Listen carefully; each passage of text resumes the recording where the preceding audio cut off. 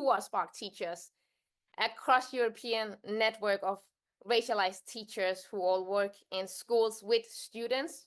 We work actively with anti-racism, anti-discrimination. We work with decolonizing the curricula. And we are here today because we want to address how can school leadership in Europe support racialized teachers working in the profession. My name is Mette, and I am the chair of Spark Teachers. I am based in Copenhagen in Denmark, and I want to pass it on to the three members that I am so happy are here with me and will be part of this webinar. So we have P, Sony, and Michelle, and they're gonna introduce themselves. So I will start with passing it on to you, P. Hello, everyone. I hope that you're all well. My name is Peace Chapura, and I am based out in Ireland. I am a newly qualified primary school teacher, and I am incredibly passionate about amplifying and uplifting the voices of minority teachers in Ireland. And really excited to be part of this webinar today. In Ireland, it's very clear that the teaching profession in Ireland is not so diverse. So it's an absolute pleasure to be here and to share a little bit about what the context is like in Ireland. Thanks, Pete. Good afternoon, everyone. So I'm currently teaching and based in the Netherlands. I'm an English support teacher, but I also teach English language. And I wanted to be part of this webinar because still in 2025, we're not seeing our school staff, particularly our teaching and senior leadership staff, just reflects our rising pupil population of the global majority. And as a teacher myself of the global majority, I think it's just a fundamental problem to discuss. Thanks, Sony. So my name is Michelle Codrington-Rogers. I've been teaching for 20 years. I teach citizenship at a large secondary school in England, or in Oxford in England. And I want to be a part of this webinar today because I know that there are members of racialized communities across Europe who fundamentally believe in the power of education, and for some reason they're not coming into teaching, and so therefore it's a joint approach is needed so that we can make sure that more racialized teachers from local communities are able to be successful teachers and be role models to children, not just from their own communities, but for children across the nation and across Europe. Thank you so much to all three of you. Now we would like to engage you a little bit who have come here to join us for this webinar. So Isa, who we have here with us, who is working with ENA Foundation, who are the foundation that is supporting and empowering Spark teachers, and we are so happy to be part of that and for their support. She will now post a link for a Mentimeter poll in the chat, where we would like you to write the one thing that you would like to take away from this webinar. So you can see it as, why did you sign up for this webinar? What was kind of the motivation? What is the thing that you hope that you know more about when you leave this webinar? Feel free to click the link now, and there is a password code that you can enter.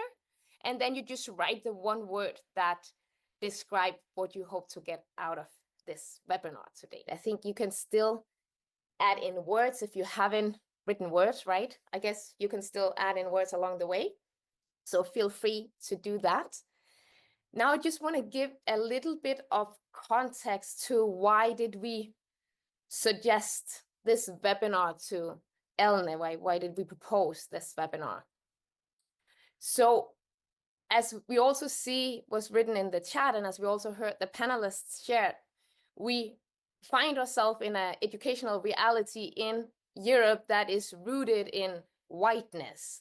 We see how the point of orientation also in education is centered around whiteness, centered around the history of whiteness, and looking at how do this create a foundation for how you can navigate different spaces.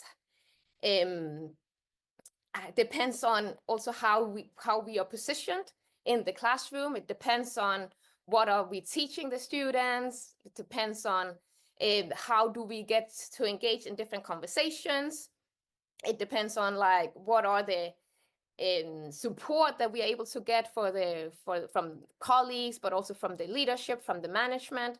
So all of this is something that we want to address in a network like this, where we do have people coming together who are setting the scene of the school that we are creating. It also, of course, is a huge point of like recruitment. So how does recruitment oftentimes risk to becoming an instrument of reproducing whiteness? So how, even if you are not carrying yourself in a white body, it's still that thing of how do you align with the processes and the procedures that would be considered part of whiteness. It's also a way that we would like to confront these structures that schools are rooted in. So how do we confront the sense of like comfortability that tends to be when we are addressing these conversations? So we wanted to have a seat at the table. We wanted to address these conversations as also that was also written here, like the different perspectives. The different perspectives is also about what are the voices that can be raised and how can these voices be raised, especially when we talk about how schools are rooted in the concept of whiteness. We also want to look a little bit into like how professionalism also can be seen as a racial construct. So how certain ideals are set up for professionalism, again, which could be rooted in this understanding of whiteness, and how there are certain standards for behavior, certain standards for how we communicate, how we appear, the ways we communicate, the language we communicate in, and so on and so forth. It can be really difficult as the only one or one in a few racialized teachers to confront this, because there can be a tendency to see the confrontation as the unprofessional behavior and not the racist remark or the racist approach or the colonial curriculum as the problem, but as the person that is confronting this problem as the one who is disrupting the comfort and thereby being the problem. So we want to have that conversation, and we really also want to invite all of you attending here to pose your questions and to share with us what you experience and how you see the local context that you are a part of in whatever country you are based in. So these are some of the questions that we are raising tonight, to this afternoon. And basically, we are also looking into the recruitment and the retaining of racialized teachers. So what we would start with looking at now is actually we would like to ask you a question, because we would like to ask if the workplace that you are in, whether it's a school, it's a union, it's an institution or an organization, whatever you see yourself working in your daily life, do you have an anti-racism strategy or an anti-racism policy? You can find, again, a link for the Mentimeter in the chat, and we would like, of course, for you to be very honest with us here. Is it something you have already? It's the same link. Okay, so if you have the link already on your phone or elsewhere, you can just press the same link. But we really invite you to be honest. Is it something you have already? Is it something you don't have? Maybe even you can also share in the chat, maybe you never thought about that it would be relevant to have a policy or strategy like this. Then hopefully during this webinar, you will get more insights into why this is something we see in Spark Teachers as, of course, a necessity, not only for schools, but for everywhere. Yes. Yeah, never really thought about that. Thank you so much for your honesty, Monica. Because I think this is what many people experience, that maybe they have not been affected by it themselves, so they don't really see the importance of it. Yeah, so we can see here that no one has such strategy already implemented in the workplace. We see that most people work in places where there is none, and I can also say from working in different schools, I also never experienced that there was one. In Denmark, we are currently trying to push the municipality in Copenhagen for implementing a requirement for all schools to have an anti-racism policy, just like they have an anti-bullying policy. So yes, thank you so much for sharing that.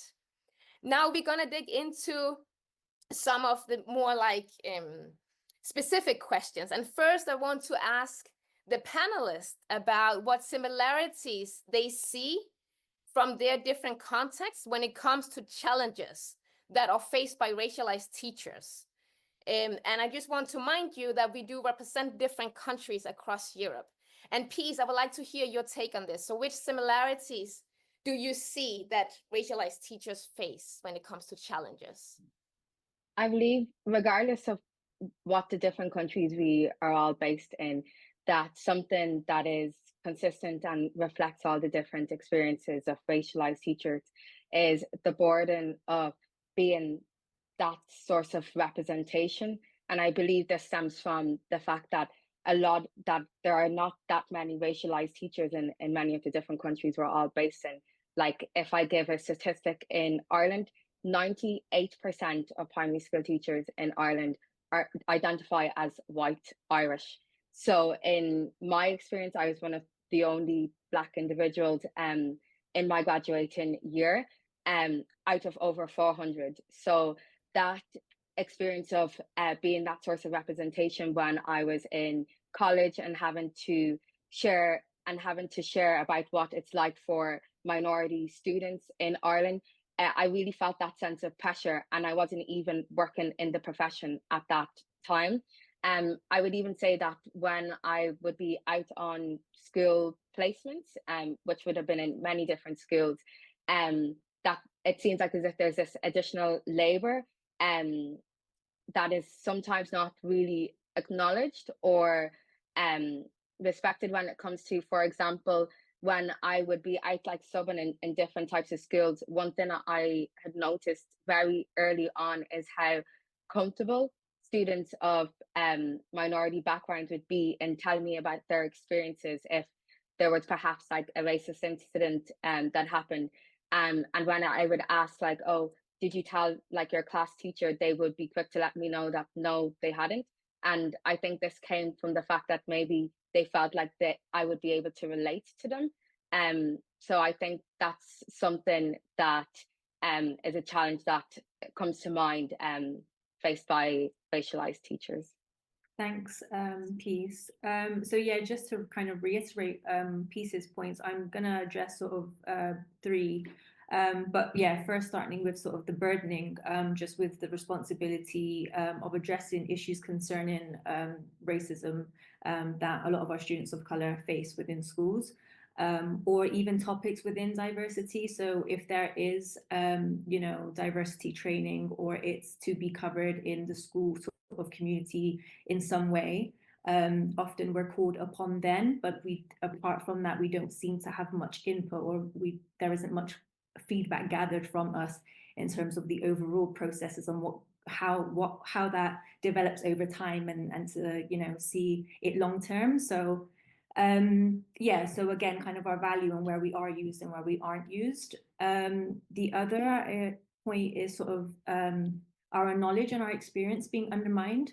So a lot of the time, in my experience, there's a lot of racialized teachers who are undermined by their sort of white peers, when often they are more qualified or more knowledgeable in various areas. However, they struggle far more to access the same opportunities or career progression within the school or institutions that they're in, and also will be underpaid compared to their white counterparts as well. And this can be often the case in European and international schools, where also there's kind of a disparity between salary. So sometimes there will be it will be dependent on sort of your nationality, so which passport you hold essentially, and your visas and what kind of visa category you can fall into as well. So you might be very knowledgeable or qualified outside of Europe. However, because you hold a specific passport, you might not receive the same passport a British person or perhaps an American person would hold. So yeah, that's another issue. And then I think just kind of coming back to what you mentioned earlier, about our about professionalism. So often just being policed, you know, in every aspect, and facing kind of criticism or not maybe receiving praise as often as we would with our white counterparts as well. When, like Peace has mentioned, we work hard, if not harder, than a lot of our you know, peers as well. So yeah, that's another sort of disparity between. Thank you, Peace and Sonny. I think from the UK perspective, we have been a multicultural country for so long, and yet increasingly the Black teachers and the racialized teachers who are in the classroom are leaving the classroom because they feel unsupported, exactly for the reasons that were said before. They feel that they experience racism and the schools aren't backing them up. Even if they have got policies, they're not putting the policies in place, and often then it becomes the one teacher's responsibility rather than a school cultural issue. One of the things I found really interesting, because I've had an opportunity to work with teachers from across Europe, and even when it comes down to terminology, so this idea that anybody who's racialized must be a migrant or must be a refugee or an asylum seeker, when actually minoritized communities have been existing in Europe for not even just decades, but centuries. And we know we've been here, we've got the roots and the culture, but we've always been treated as other, which then means that we're battling back against this idea of one, whether or not we belong to nationality, whether we belong to that country, whether we fully understand it. But actually we are in a really unique position where we bring together cultural norms and cultural expectations, as well as living in the country that we live in as well. And sometimes, as I think Meta said, this idea of how we present, we are policed. We're policed on what we wear. We're policed on the language that we use, on the accents that we have. We're even policed on what kind of hairstyles we have. And you know, while we're battling against that, and we just want to be in the classroom, it's been mentioned that Black racialized teachers don't get progression enough. And in Scotland, we believe there's 2, if not only 1, racialized head teacher. In Wales, I think there's less than 5, and in England, there's less than, I'm looking at my numbers, I think there's less than 20.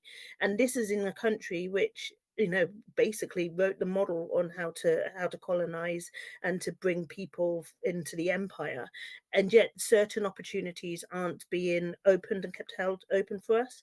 There was a report that was published in the UK in January 2024, and it highlights the fact that teachers of color or racialized teachers are maybe being recruited into the profession, but they're not staying, and it's a disproportional number. A number of our colleagues end up going into cover supervisors or temporary teacher roles rather than staying attached to a school, and that's a huge issue as well, because lots of them do want to have permanent contracts and do want to, you know, want to be teachers, because as I said previously, education is so important to our communities. It's something that we see as something very valuable. It's something that shows that we belong, that we're a part of, but also it's that idea that education opens opportunities, and we all of us want our children and grandchildren to do better than we are doing. But when there's barriers that racialized communities have to face, where even racialized teachers aren't being given the opportunities, then those barriers are going to be constantly maintained and used to stop us going into the classroom. I think my internet broke up for a minute, so, but thank you so much for sharing. And I think this is also what you're all 3 talking about, is also speaking into this whole thing, how the institution is set up for whiteness, right? So that thing of like, and whiteness not only being a skin color, whiteness is also like a set of norms, a set of like history, a set of like the way we do things, a set of how we navigate the world, what becomes the origin, right? So I also want to ask you a question around, like, so in terms of what is the support that is needed, there are different support systems set up to support teachers. But that whole idea of like the whiteness being the foundation, then when we think of a teacher, that would be a white teacher, and all the needs and the wants and the development of what a white teacher would need, like white in terms of norms, cultural background, all these kind of things. So I'm curious to also hear you about what kind of collaboration do you think would be needed from school leaders, from unions? It could also be from colleagues, whether they be racialized or like minorities or racialized majorities. It could also be from academic institutions, both in terms of the research that comes out of these institutions, but also in terms of how teachers are trained. Pete, you already touched a little bit upon it, right? About like, how was it for you to be in the teachers training academy, but how do we want to see teachers being trained, whether they are like teachers inspired, or if they are teachers already out there being professionally developed to tackle this, also because we do see student populations being more and more diverse as well, right? So I think let's try and start, maybe Sonia, if you want to kick us off here with this. So what kind of collaboration would you like to see as a racialized teacher? So both for yourself, but also I think for racialized teachers more broadly. Yeah, so I kind of address that question by in three ways. So what I would like to see from school leaders or within a school setting, within unions, and then three, within academic institutions. So I'll start first within the school setting. I think straight off the bat, it just has to be transparent and thoughtful policies that are separate from any other pastoral or safeguard pastoral policy. Sorry. So anti-racism is a safeguarding issue. It is violence. Racism is violence. So it has to be a standalone policy. And I want to underline the word thoughtful, because in the way the policy needs to be written and there needs to be information and procedures within those policies, they need to be clear and they need to be transparent and they need to be disseminated to parents, to school staff, to everyone who's going to be using this policy, again, thoughtfully, very clearly, but also with an opportunity to have sort of clarity, guidance, room for questioning, training, etc. So I think that's kind of like my first expectation, or something I'd like to see. With unions, I think it would be nice for them to be maybe more visible for racialized students during the PGC and SCIT courses. So offering maybe regular one-to-one support, guidance, and assisting with the lectures and seminars or modules within your PGC course. Especially dedicated to kind of what you touched upon, Matt, in the beginning, professionalism, because it's very different. And I talk about my own experience doing a PGC in the way professionalism, again, that was delivered by a white man, is presented in a lecture, to then what the expectations are and how that is followed within a school setting. And it's a very lonely place. So when you go into a school to do your placements, you are alone. Like, it's a very lonely place. And I think for racialized teacher trainers, that it's even more overwhelming. So yeah, just more sort of visibility for racialized teachers from unions. And I think the third, for sort of academic institutions, I think there needs to be a deep sort of review of their courses and resources. So there needs, I would like a standalone anti-racism module within the PGCE course, which is, again, for all, not just for racialized students, but for everyone who is training to be a teacher and is going into schools. There should be a standalone anti-racism module, for everyone. So I'm going to pick up right where you left it, Sonny. There's so much that could be said and is said. I mean, one of the most important things around teacher training and teacher and training providers. So whether you're training new teachers in school directly or through a university or through a program, you need to not be afraid to talk about race. Shouldn't be afraid to talk about any of the forms of discrimination and prejudice that's out in wider society. We need to be equipping teachers to be able to identify and to challenge the ways that discrimination, racism shows up. So I think that's the most important thing. Stop being embarrassed to talk about it. Curriculums need to reflect the whole wide history of our world, especially countries that have got that uncomfortable relationship with colonialization and empire building. Again, talk about it. It's not just something that happened in the past. As a citizenship teacher, my subject carries on from where history finishes. And so it's about talking about what happened then impacts on our lives today. It's not about shame. It's not about asking for apologies. It's not about just a reparation. It's about acknowledging the real experiences. Even in a school or in an area where it is a majority white area, you are still going to be feeling the repercussions of empire and colonization, and it comes through the loudest through the education system. One of the things, and I'm a really proud union activist, and I think that unions need to be open to criticism as well. So my trade union in the UK organises the largest gathering of racialised teachers in the whole of Europe, where we have sometimes nearly 400 racialised teachers coming from across the United Kingdom, and having that opportunity to come together in a space that is created by us and for us. It's also important to recognise that started as just 5 people in a room. So if racialised teachers and staff want to have spaces to come together where they can just talk to each other in a space where they're not going to have people thinking that they're plotting to overthrow, I don't know, whether it's the government or the school authority, actually it's about having that space to be able to talk to and support each other. And a really forward-thinking school leadership would create those spaces and permit those spaces. I think the other thing is that I kind of made a note of is schools need to understand how racism shows up, and it shows up in a number of different ways. So for example, it may be through the adultification of female girls' bodies, for example. It may be that so for example, I as a trade unionist had to negotiate with the school on their dress code for staff, which basically had this line in it that hair would be professionally presented. Now I have dreadlocks. My hair is not going to be considered professional by white standards, but actually within my community, it's just a hairstyle. And so it's about having those conversations so that we are able to identify without blame in most places, especially if you're being preemptive, but actually having those conversations in a safe and positive way, because schools have got a huge responsibility. And even if it is a majority white school or an only white school, doesn't mean that you shouldn't be talking about race. And I'll pass to Peace now. Thank you very much, Michelle and Soni. I think based on what Soni and Michelle have said, I'll have to cross-reference a lot of it because it's the same in Ireland.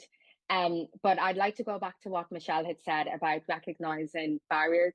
Barriers is something that should be recognised a lot more. Like if you think of the context of Ireland, to get into primary school teaching, you need to have fluency in speaking the Irish language. If you don't have the Irish language, just forget about it. You'll have to work towards getting that qualification of speaking Irish to get into primary school teaching. And I think this is something that may hinder very well professional people that may have decided to apply to do teaching from international countries, finding it very hard to get into the teaching profession in Ireland because they're unaware of this need to have the Irish language to teach in primary schools. Even though there should be ways in which teachers that have many years of experience of teaching to be able to get into doing primary school teaching in Ireland without the need of having the Irish language.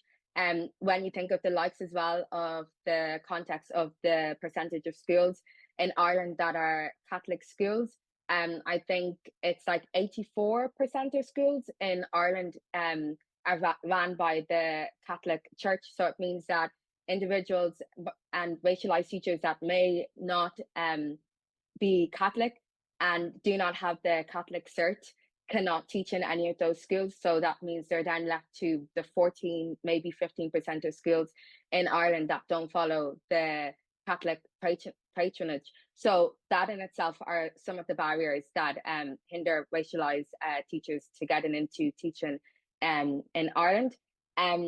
I also will answer this question based on the three contexts of the school leadership, unions, and academic institutions.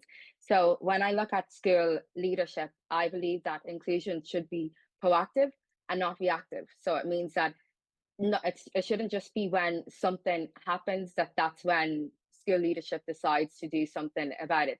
If they already have anti-racism efforts emerged and like throughout the school culture, then this is something that they won't have to do as a way of being reactive when something happens. If they're already are aware of anti-racism practices or anti-bias practices, then it's something to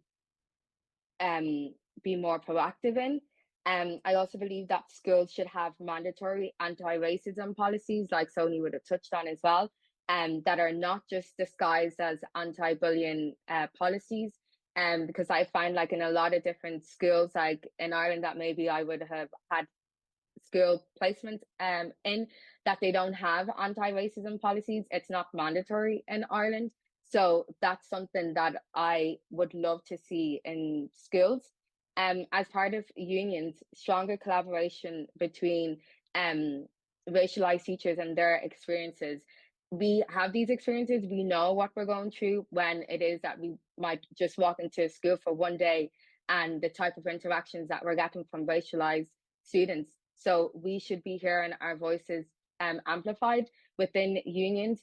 And I believe that they should also have a more active stance towards workplace discrimination as well. And lastly, to answer about academic institutions, more research on experiences of racialized teachers. I remember doing my final year research project last year and struggling to find these research that I needed actual proof to say, this is my point, believe me. But it was just really hard to find these type of research. So it would be amazing to get these researchers out there, because we have people that can do that. Great. Thank you so much, Peace and Sonia and Michelle, for adding your points. I think there are so many interesting points and very important points being raised here. I also just want to give a shout out to Spark teachers or community, because I do think that this is also very important that school leaders are supporting racialized teachers becoming members of these separatist spaces, right? So it means, of course, that joining these meetings, so for your record, all of you joining, we are having the meetings in the evenings because that's when teachers are off from work. So that's when we can meet. Of course, in my opinion, that should be recognized as part of one's workday. It's preparatory work, right? To sustain your own well-being, your own health. So of course, that should be something that teachers should be compensated for, right? So you should not sit in your free time and spend the time on this. And the same, like supporting these kind of environments and acknowledge that it is a need that we have to come together in spaces where we can be validated for the experiences that we have, and we can support each other as well. So thank you so much for adding this. I'm also thinking in terms of the unions and even also school management, right? That thing of like, if you don't have any employees that are reflecting the members, it can also be very difficult to keep trying to push for them to actually understand the importance of those experiences, because they are very different from what the employees in the unions are having, right? So I think this is also that thing of like, how do we actually support like allyship? What does that actually look like? Which is a question we will address later on. Before this, because now we are already touching a little bit about how to sustain the well-being and the thriving of racialized teachers in school, I would like to ask you also about, because we do see there is a link between the well-being of teachers and the well-being of students. And we actually also see studies showing that having racialized teachers does enhance the well-being of students, right? Not only in terms of racialized students, but also other students, like racially majoritized students, right? Because they do see these different perspectives reflected. They do have this larger perspective on being minoritized, whether it's racially or it's otherwise. So it broadens for different perspectives, and it also allows for this critical approach to the curriculum that is already being presented. So I kind of want to ask the panelists here, how does you see the well-being of racialized teachers affecting the well-being of racialized pupils and reverse? So how are those two interlinked? And how do you see that school management in particular, but also everyone else, but school management in particular, could kind of use the one to kind of also enhance the other and like strengthen that tie, be more aware of this? And I think, Michelle, we're going to start off with you. Thank you, Meta. And thinking about this, so a conversation I'd had a couple of weeks ago, and I shared it with Peace, was I was in a room of teachers who teach citizenship from across the United Kingdom, Northern Ireland, Wales, all of the countries, as well as the Republic of Ireland. And I was sat next to a woman who just kept staring at me, and she's a teacher. And she said, I don't mean to be rude, but I've never met a racialized teacher before. And I said to her, well, in Ireland, I can even tell you there's only one who just qualified as a primary teacher, talking about peace. And so it does make an impact. She was saying that if she'd have had racialized teachers or Black teachers when she was growing up, her whole perspective of the world would have been more inclusive. And she wasn't being rude. She was just saying, this is her experience. And I think this is what we go back to, because if our children and young people don't feel seen or don't feel safe in their schools, then for a start, why would they want to go into teaching? And we already know that there's a teaching supply crisis across not just Europe, not just the UK, but actually across the world. And so if we want people to become teachers, they need to see it. And so when it comes to talking about children, how are we going to say to communities, send your children to our school? It's a successful school if children and young people don't feel safe there. And they don't feel safe there either because they've seen the way that teachers that look like them have to battle against the system, or they don't have anyone at all. So therefore they become the focus of all the negative attention. So it's really important that for local racialized communities, or as we can also say global majority, because racialized people are the global majority, if they're not feeling that this local school is their school, then there definitely needs to be some work that happens between the school and the community. I think it was Sonia who said earlier about racism being violent and safeguarding, and it absolutely is. It causes trauma, it causes harm, not just to that child or young person or to that teacher or to that adult, but actually it has repercussions through their family and through their community. So any good school leader would want their school to be seen in the best possible light, and they would want people to send their children there. If your school is not being one of the schools of choice for racialized or global majority communities in your area, then there needs to be some honest soul searching. And it may be having conversations with students or young people and their families who have either just joined the school or have left the school to find out what some of those issues are, because they aren't always evident. Just because you're a school leader, you have to admit that there are times when you don't know what's happening everywhere. And so having that space for children to be able to express and to say that what they're facing, what they're experiencing, in some cases what they're surviving, is crucial. And for me, that's a good example of good school leadership. I'm going to kick over to Sonny. Thanks, Michelle.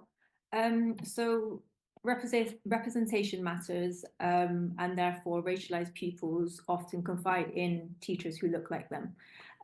However, sometimes those issues or concerns can be outside of the teacher's role, and that's happened in many of my previous roles where in one of my last schools, I consistently had Black and brown students who would come to talk to me about concerns that were happening at home as well as within school. And I would obviously, I would signpost them, towards, the support services within the school, the pastoral teams, etc. Because I myself, as the teacher, would have to safeguard and log these events and incidents as well. However, it was the same response every single time, but miss, they won't get it. But miss, they won't understand.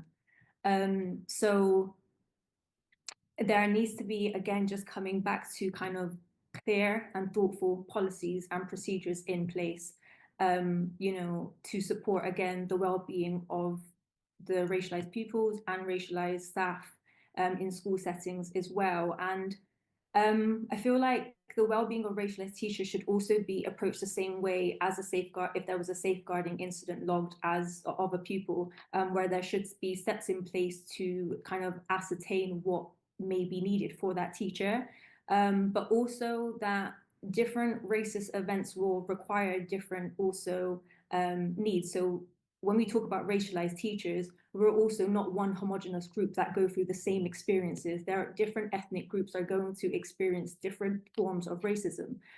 So again, that just needs to also be considered. And kind of coming back to kind of the structure, you know, institutional structural racism. So where there are lots of schools have wellbeing initiatives and, you know, things in place for pupils, but they need to be for everyone to access. So again, being mindful of the things that happen within your school community linked to racism and what that then looks like in your wellbeing initiatives within the school. I will pass it to Peace. Thank you very much, Tony. When students experience racism, exclusion, discrimination, bias, I think feel like as racialized teacher, we then feel the responsibility of advocating on their behalf. And the reason I believe for that is because we've also experienced that as well. And I think that the comments or statements on, oh, we're a diverse school, although that's absolutely amazing and that's brilliant, shouldn't be used to hide the fact that, oh, actually we don't, for that reason, we don't need these anti-racism policies, or we need to work towards more inclusion.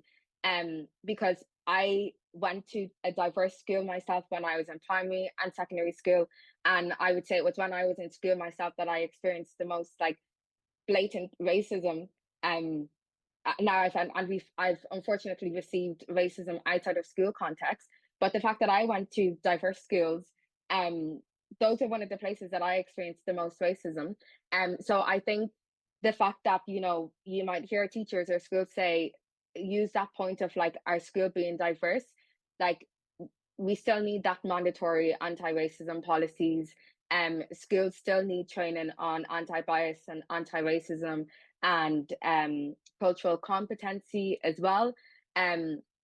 Because like Michelle said, like representation is extremely important. And I've heard this saying many times that you can't be what you don't see. And in the context of like Ireland, where a lot of the teachers in Ireland are the majority white Irish, in that case, as a Black child or as a brown child or any child from any different ethnic background, why would you think you could become a teacher when you don't see these teachers out there that look like me, you know? So yeah, definitely more mandatory anti-racism policies, worked on within school leadership, and recognizing that when students experience racism, discrimination, or exclusion, whether it's blatant or it's, what's the word to use, it's discreet, like it's still there, whether or not it's been shared, like it's still there. So that definitely needs to be recognized as well. Great, you. Thank you so much, all three of you.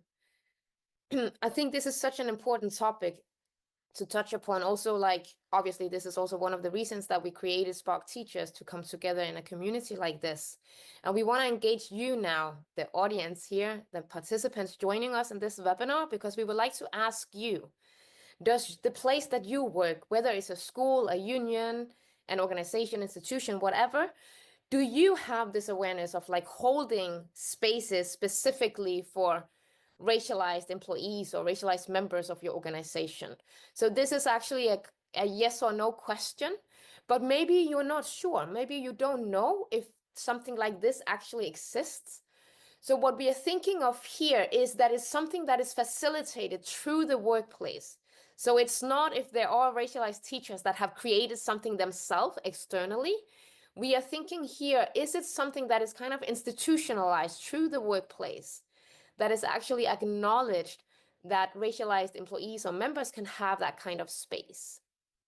Please share with us what is your experience from your workplace. Yeah, so we see that again, that it's not really something that is provided in the spaces, and actually most people are like certain that it's not existing there. And this is also what we find. And I could maybe just like ask a short follow-up question for the panelists. Like, is it something that you know of in the schools that exist in your country, or like the work, like is it something that you are familiar with, that there are these kind of like separatist spaces? I know, Michelle, that you have the union in the UK, right? But do you experience like elsewhere that there are these spaces where racialized teachers can come together with the support of the management of the institution or their workplace? Feel free to just unmute and share if you have anything, any experience with this. I think I know with my school, because my school is part of the new structure in the UK, which is the academy trusts, where groups of schools are no longer run by local authorities, but they're run by essentially private businesses. Even if they're academic, they're private businesses. I know in my trust they have started to do spaces specifically for women teachers, for teachers with disabilities, for lesbian, gay, bisexual, trans plus teachers, and for racialized Black teachers as well. But it's very, very it's very small. It's a very small initiative. It's not very well known. My school is part of a 30 school trust which crosses county lines, county borders. However, it is there. It's self-organized, and it's a step in the right direction. Additionally, our multi-academy trust also gives staff time off to go and do it as well, to go and attend. So they will cover lessons if it happens during the school day, or there's an event that's happening during school day. So that's my school, my multi-academy trust. That's one thing they're trying to do. My critique of it is it's not well enough known about.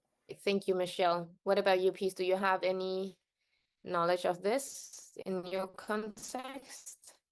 Anything you want to add?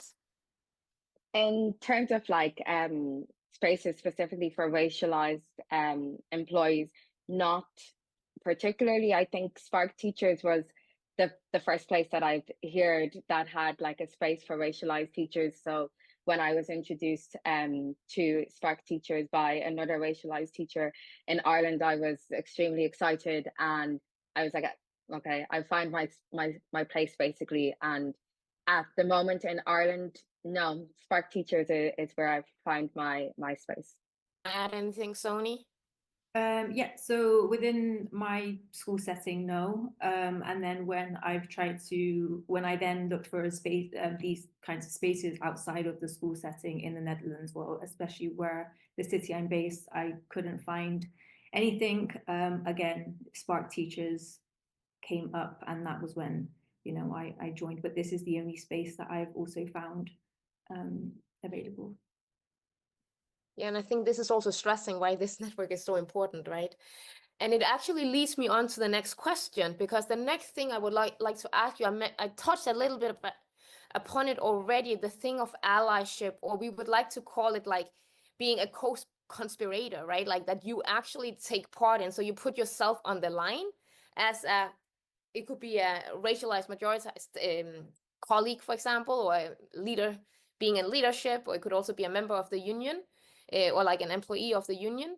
But how would you like to see that support from people? What would be your best advice that a school leader or a colleague or an employee in the union could do to support this agenda, support racialized teachers, support also anti-racism in general?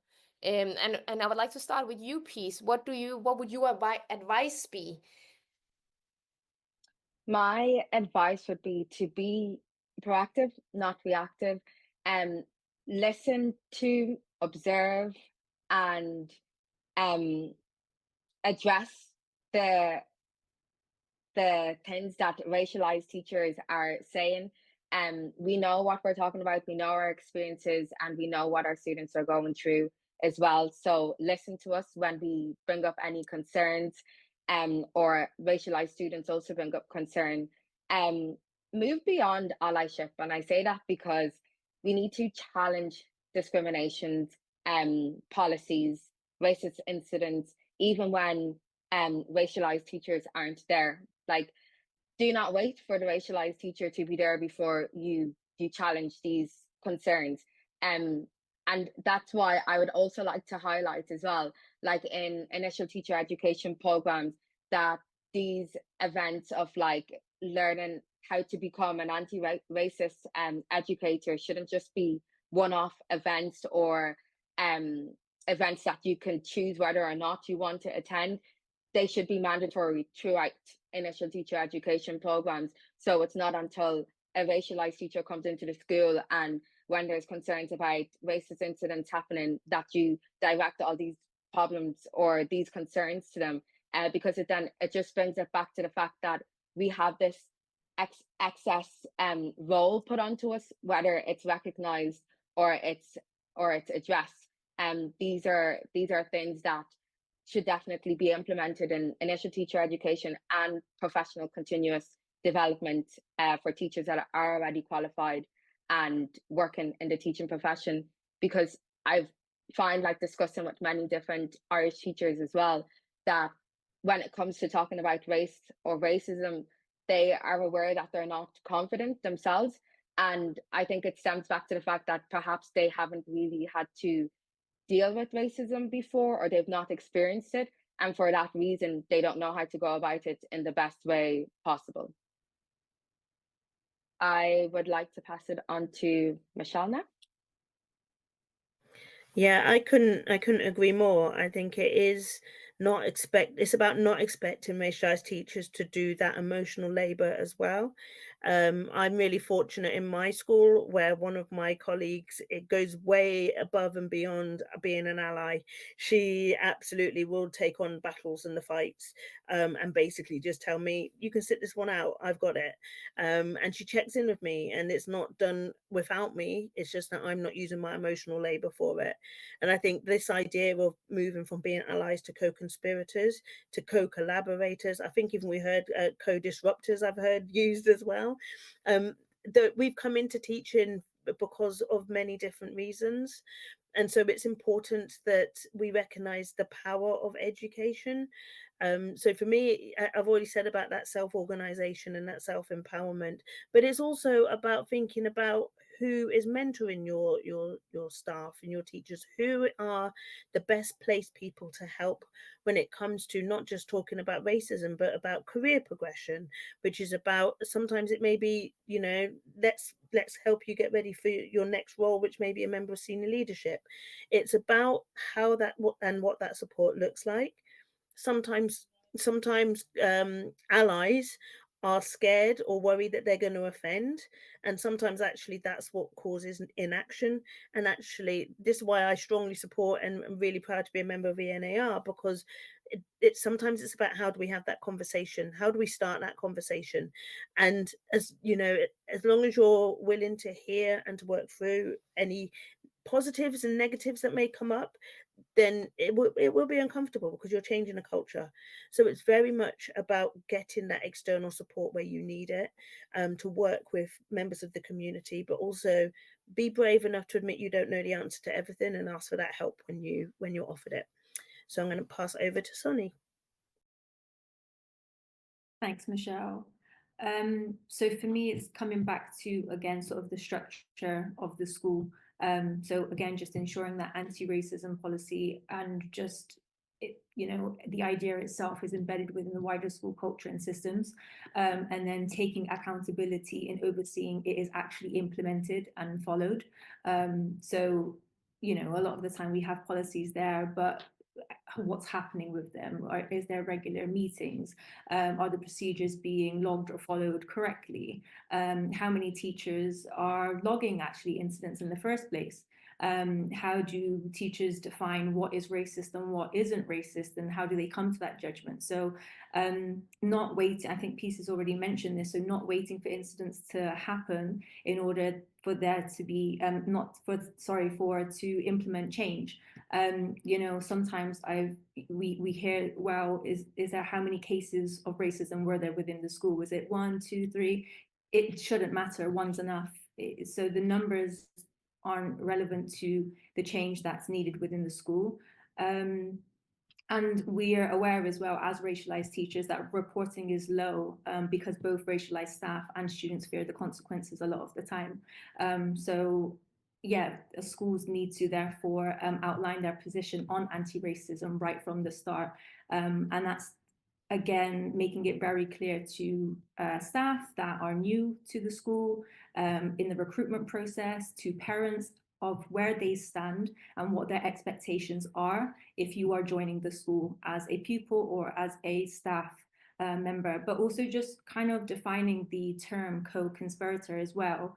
It's really important that a white member of staff acknowledges the disadvantages and oppression of the and then, like you've mentioned, Matt, and everyone else, take risks and supports action on their behalf, because it is draining, it is emotionally taxing, and it doesn't just happen in school and then we leave school, you know, and go back to our lives. It really does affect us in every way. So yeah.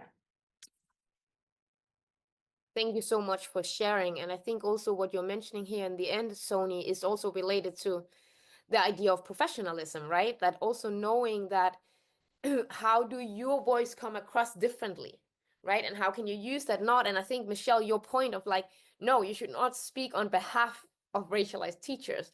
You should support, right? So like that thing of like checking in, and also know like when are you willing to put yourself at the risk here, right? So take those difficult conversations. I remember like one of my previous colleagues was saying, oh, you always raise this question. You always raise this issue. You always address this. I'm like, yeah, because you don't. So like, I kind of have to do it. If you did it, I didn't have to do it, right? So there's also that thing of like, okay, but if we are talking about AI, but there is also anti-racism at play that we could introduce here, right? If we are talking about teachers' well-being, well, obviously, we can talk about it here. If we are talking about, you know, like bodily autonomy, same thing, we can also address it here, right? So it's in every aspect of life and of teaching. So very, very important. The next question that I want to ask you is something we have touched a little bit upon already, and I want to be a little bit mindful of time because we do want to have the 10 minutes in the end for the Q&A. So we have, like, for now, we have around 10 minutes for the last two questions. And we did talk already a little bit about how we would like to see development of teacher training, but also like teachers who are already in the profession. How do we like to see them being continuously developed into dealing with these issues?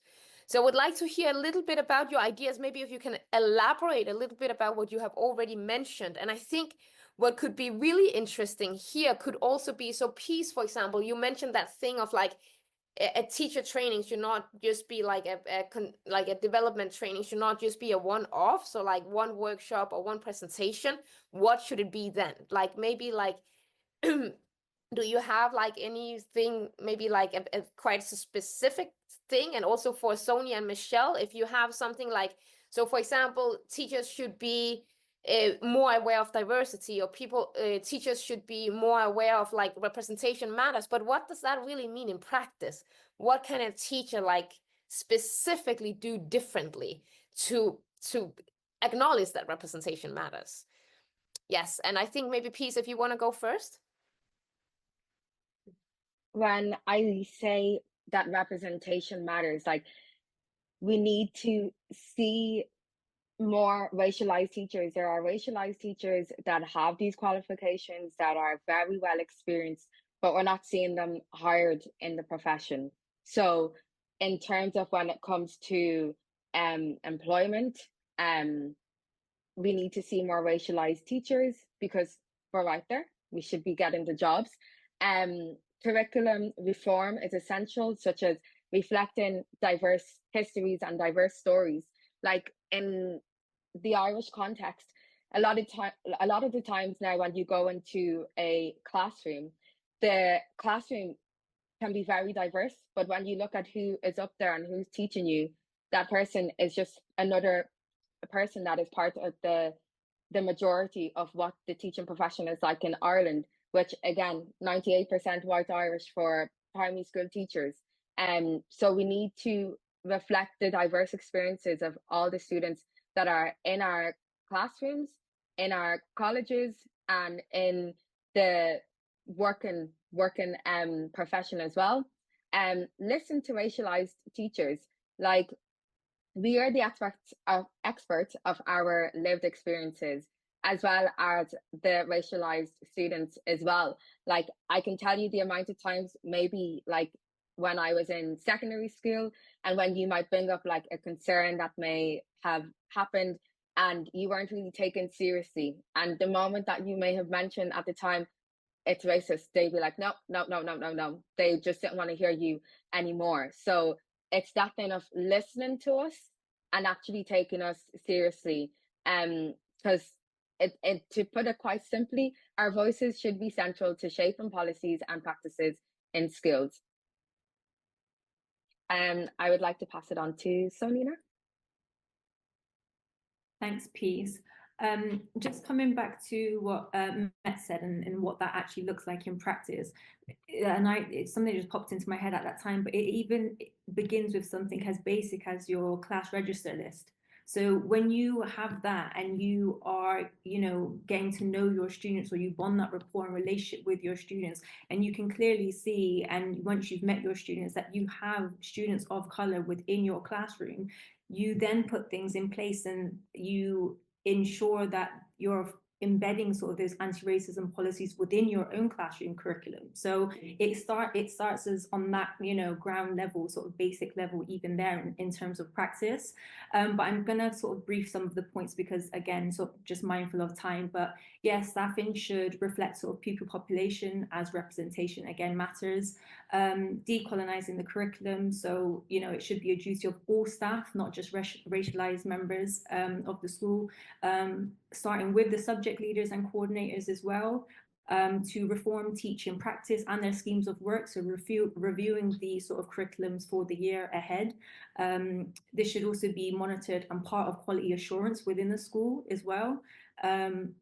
Research and development, so listening again, as Peace has mentioned, to racialized teachers. We are experts of our lived experience, to quote unquote, literally, as Peace has said, and then gathering the feedback and implementing the change where needed.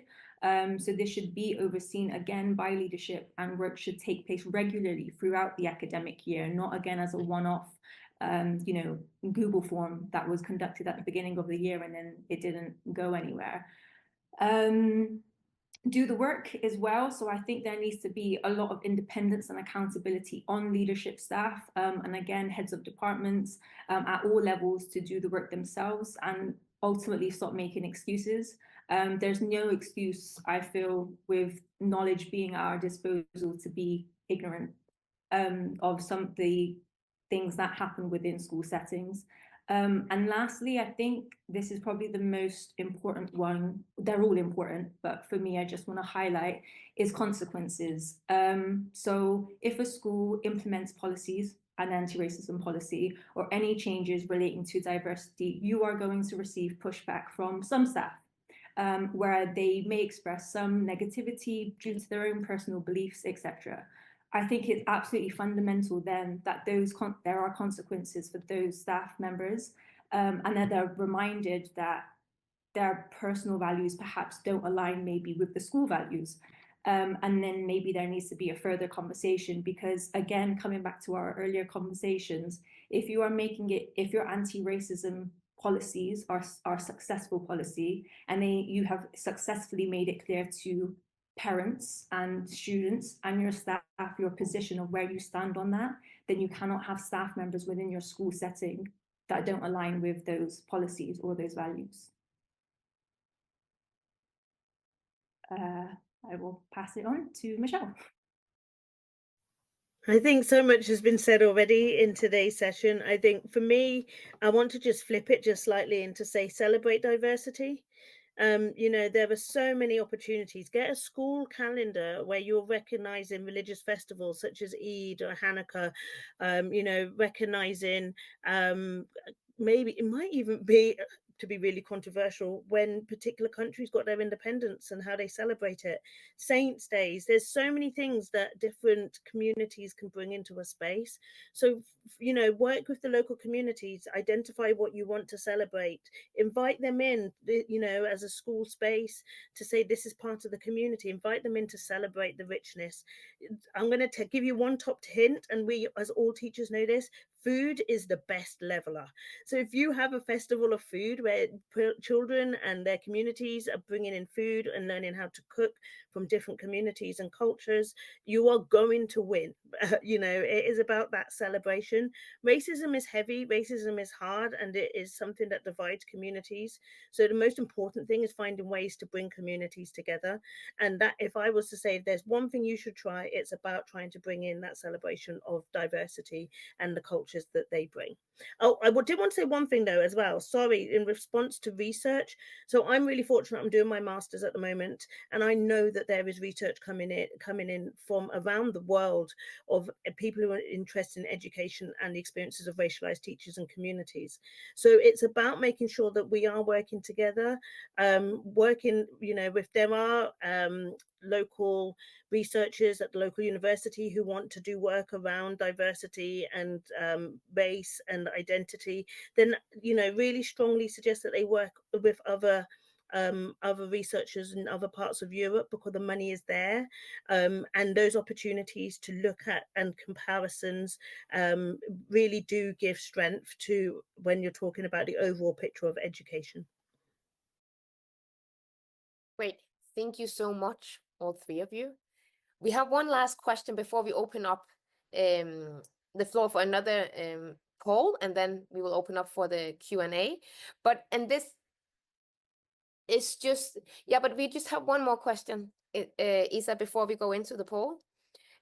Oh, but maybe it's already, yeah, because I just want to have this one, and I really want it also for the people watching on the recording. So one thing, and it's only one thing, not a list of things, only one thing that you think would be the most important thing that school leaderships should be aware of when they want to adjust for this changing needs of a more like diverse student population, like the racial diversity here. What is the one thing that you think that school leadership should be aware of when they are trying to adjust to this diversity in the student population when it comes to racial diversity? Yes, and I will start with Michelle this time. Yeah. I think the first thing is to be brave and to recognize that language. I think language does matter. If you're going to have conversations around this, then make sure your language is correct. If you are allowed to make mistakes, as long as you correct and as long as you reflect to what you're being told, you can and are allowed to make mistakes, but get that language right.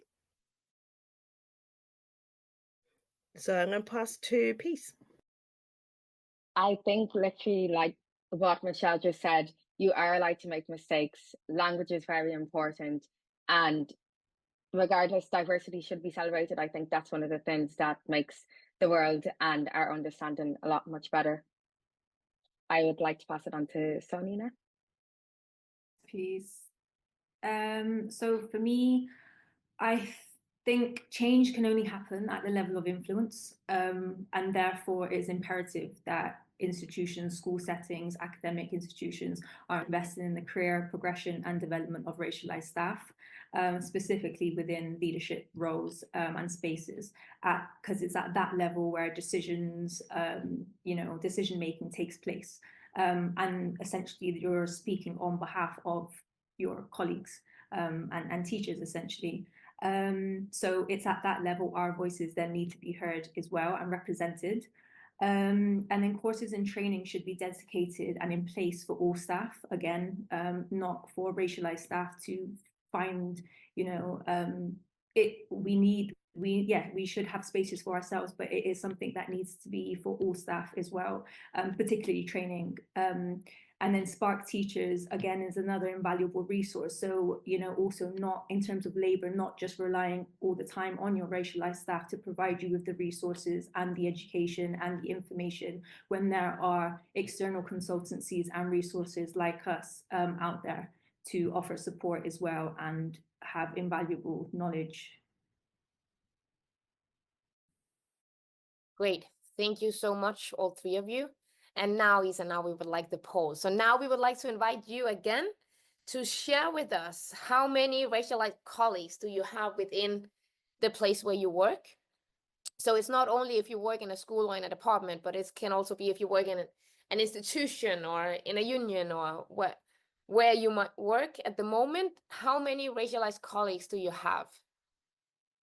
And if you're not currently working, then you can look at your previous job or maybe where you got your education.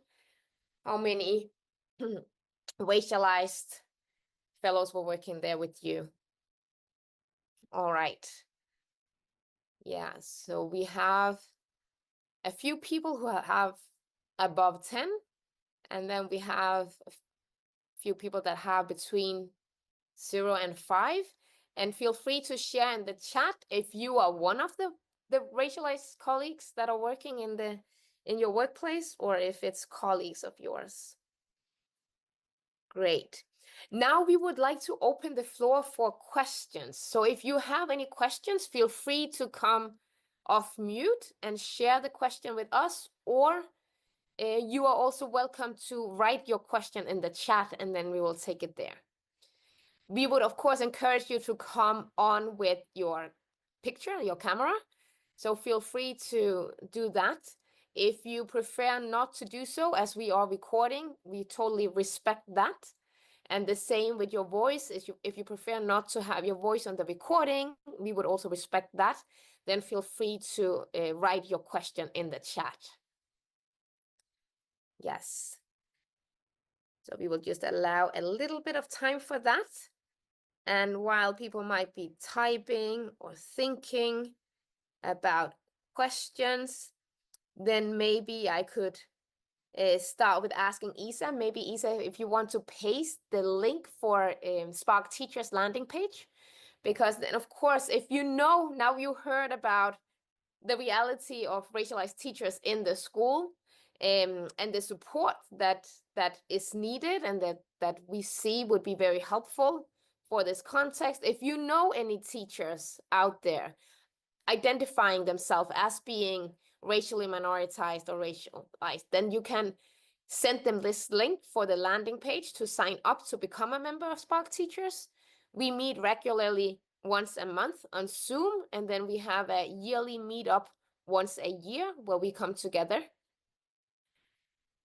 Okay, so there is a question here in the chat. So I read it out loud, and then if we can have the panelists share their thoughts on it. So the question goes, do you have any literature you would recommend to inform anti-racist policies in employment and education? And maybe Sonia, would you like to go first on this one?